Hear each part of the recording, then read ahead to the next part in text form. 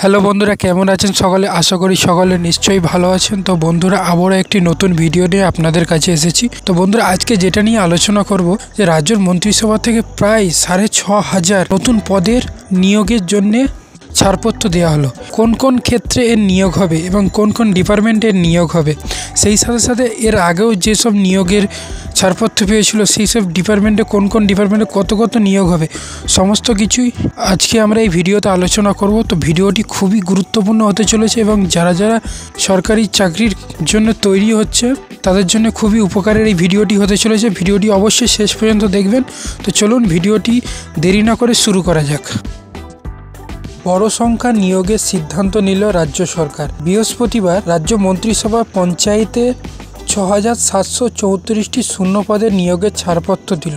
সরকারি সূত্রে বক্তব্য, দীর্ঘদিন ধরে পদগুলি খালি আছে, নির্দিষ্ট পদ্ধতি মেনেই তাতে এবার নিয়োগ হবে। প্রশাসনিক পর্যবেক্ষকদের অনেকে জানিয়েছেন, বিরোধীরা বারবার স্থায়ী নিয়োগের দাবি স্বরূপ স্থায়ী নিয়োগের বদলে কেন অস্থায়ী এবং চুক্তি ব্যক্তি নিয়োগ করছে সরকার, তা নিয়ে সমালোচনা করেন তারা।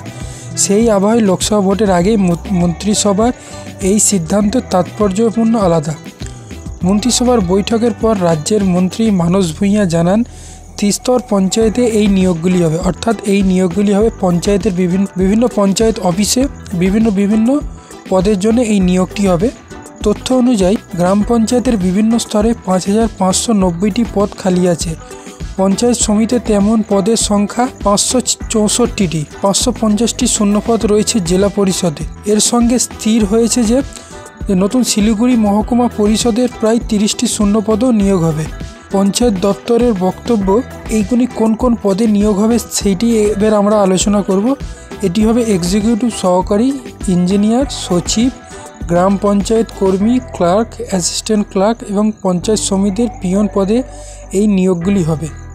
অর্থাৎ বুঝতেই পেরেছেন কোন কোন ডিপার্টমেন্টে কোন কোন পদের জন্য এই নিয়োগটি হবে। নিয়োগের ব্যাপারে কমিটি ইতিমধ্যেই গড়া হয়েছে, যার দায়িত্বে থাকবেন সংশ্লিষ্ট জেলার জেলাশাসক। সরকারি পদ্ধতি মেনেই সেই কমিটির অধীনে এই নিয়োগ প্রক্রিয়া চলবে। প্রসঙ্গত, মন্ত্রিসভা বিগত কয়েকটি বৈঠকে নানানভাবে নিয়োগের প্রস্তাবকে সিলমোহর দিয়েছে। যেমন স্বাস্থ্যক্ষেত্রে বেশ কয়েক হাজার নিয়োগের প্রস্তুতির দাবি করেছে রাজ্য। আবার পুলিশের কনস্টেবল পদে প্রায় 12,000 নিয়োগের প্রস্তুতিও চলছে বলে সরকারি সূত্রের দাবি। দমকল বিভাগে বহু পদ খালি রয়েছে অনেকে দিন ধরেই। 3,500 তেমন পদের মধ্যে অত্যন্ত 1,000 পদে নিয়োগের প্রস্তাব সম্প্রতি পাস হয়েছে।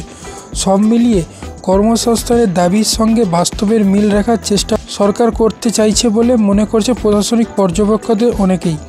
তো এইটি যদি ঠিক হয় তাহলে সামনে বড় নিয়োগের বিভিন্ন দপ্তরে বড় নিয়োগের ব্যাপারে কোনো বিজ্ঞপ্তি আসতে চলেছে। তো এর সাথে আমরা আরও জেনে নেব যে তবে পঞ্চায়েত মন্ত্রী প্রদীপ মজুমদারের বক্তব্য, নিয়োগের প্রশ্নে পূর্ণ স্বচ্ছতা রাখা হবে।